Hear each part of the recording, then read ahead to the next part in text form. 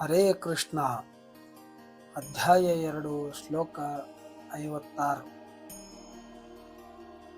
3 ಬಗೆಯ ಕ್ಲೇಶಗಳಲ್ಲಿ ಕ್ಷೋಭೆಗೊಳಗಾದ ಮನಸ್ಸುಳ್ಳವನು ಸುಖಗಳಲ್ಲಿ ಆಸಕ್ತನಾಗದೆ ಇಲ್ಲದ ಆಸಕ್ತಿ, ಭೀತಿ ಮತ್ತು ಕೋಪಗಳುಳ್ಳ ನಿಶ್ಚಲವಾದ ಬುದ್ಧಿಯುಳ್ಳ ಮುನಿ ಎಂದು ಕರೆಯಲ್ಪಡುತ್ತಾನೆ. ಅನುವಾದ ನೋಡೋಣ ಬನ್ನಿ.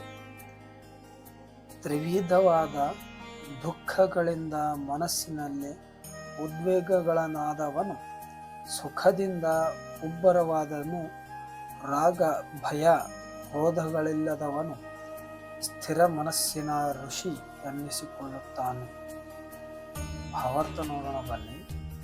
ಒಂದು ವಾಸ್ತವ ನಿರ್ಣಯಕ್ಕೆ ಬಾರದ ಮನಸ್ಸನ್ನು ವಿವಿಧವಾಗಿ ಕದಡಿ ಊಹೆಗಳಲ್ಲಿ ತೊಡಗಿಸಬಲ್ಲವನು ಮುನಿ ಎಂದು ಕರೆಯಲಾಗುತ್ತದೆ. ಪ್ರತಿಯೊಬ್ಬ ಮುನಿಗೂ ತನ್ನದೇ ಆದ ದೃಷ್ಟಿಕೋನವಿದೆ. ಈ ಥರದ ಮುನಿಗಳ ಅಭಿಪ್ರಾಯಗಳಿಂದ ಬೇರೆಯಾದ ಅಭಿಪ್ರಾಯವಿಲ್ಲದವನು ಮುನಿ ಎಂದು ಕರೆಯುವುದು ಸಾಧ್ಯವೇ ಇಲ್ಲ ಎನ್ನುತ್ತಾರೆ. ಮಹಾಭಾರತ ಪರ್ವನ ಇದರಲ್ಲಿ ಭಗವಂತನು ಹೇಳುವ ಸಾಮಾನ್ಯ ಮುನಿಗಿಂತ ಭಿನ್ನ ಸ್ಥಿರಧೀರ ಮುನಿಯು ಯಾವಾಗಲೂ ಶ್ರೀಕೃಷ್ಣ ಪ್ರಜ್ಞೆಯಲ್ಲಿರುವವನು. ಏಕೆಂದರೆ ಆತನು ಎಲ್ಲ ಸೃಷ್ಟ್ಯಾತ್ಮಕ ಊಹೆಗಳನ್ನು ಮುಗಿಸಿಬಿಟ್ಟಿರುತ್ತಾನೆ. ಆತನು ಹೀಗೆಂದರೆ ಮನಸ್ಸಿನ ಊಹೆಗಳನ್ನು ಅಂತಹ ದಾಟಿದ ಪ್ರಭು ಶ್ರೀಕೃಷ್ಣ ಅಥವಾ ವಾಸುದೇವನೇ ಸರ್ವಸ್ವ. ವಾಸುದೇವಂ ಸರ್ವಸ್ವಂ ಇತಿಹಾಸ ಮಹಾತ್ಮಸ ದುರ್ಬಲಂ ಎನ್ನುವ ನಿರ್ಣಯಕ್ಕೆ ಬಂದವನು ಅವನನ್ನು ಸ್ಥಿರಧೀರ್ ಮುನಿ ಅಥವಾ ಮನಸ್ಥಿತಿಯನ್ನ ಮುನಿ ಎಂದು ಕರೆಯುತ್ತಾರೆ. ಹೀಗೆ ಪೂರ್ಣ ಶ್ರೀಕೃಷ್ಣ ಪ್ರಜ್ಞೆಯುಳ್ಳವನಿಗೆ ತ್ರಿವಿಧ ದುಃಖಗಳ ಆಕ್ರಮಣದಿಂದ ಮನಸ್ಸನ್ನು ಕಲಕುವುದಿಲ್ಲ. ಏಕೆಂದರೆ ಅವನು ಎಲ್ಲ ದುಃಖಗಳನ್ನು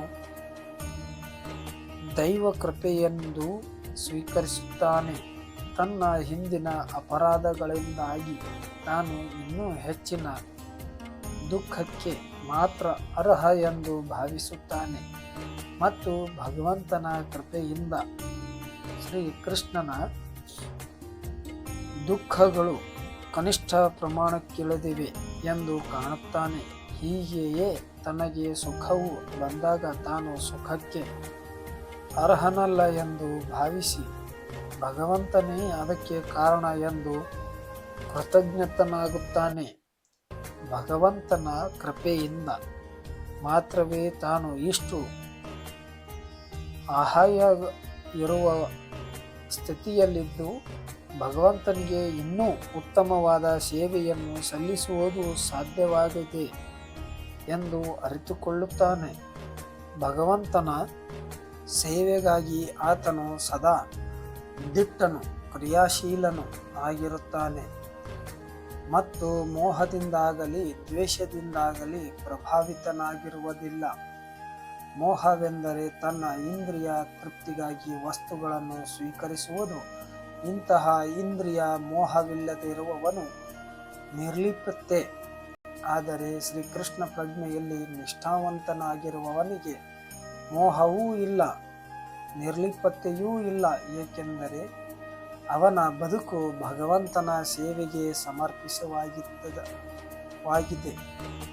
ಇದರಿಂದ ಅವನ ಪ್ರಯತ್ನಗಳು ಯಶಸ್ವಿಯಾಗಿದ್ದರೆ ಅವನಿಗೆ ಕೋಪವಿಲ್ಲ. ಗೆಲುವಾಗಲಿ ಸೋಲಾಗಲಿ ಶ್ರೀಕೃಷ್ಣನ ಪ್ರಜ್ಞೆಯುಳ್ಳ ಮನುಷ್ಯನು ದೃಢ ಸಂಕಲ್ಪವುಳ್ಳವನಾಗಿರುತ್ತಾನೆ.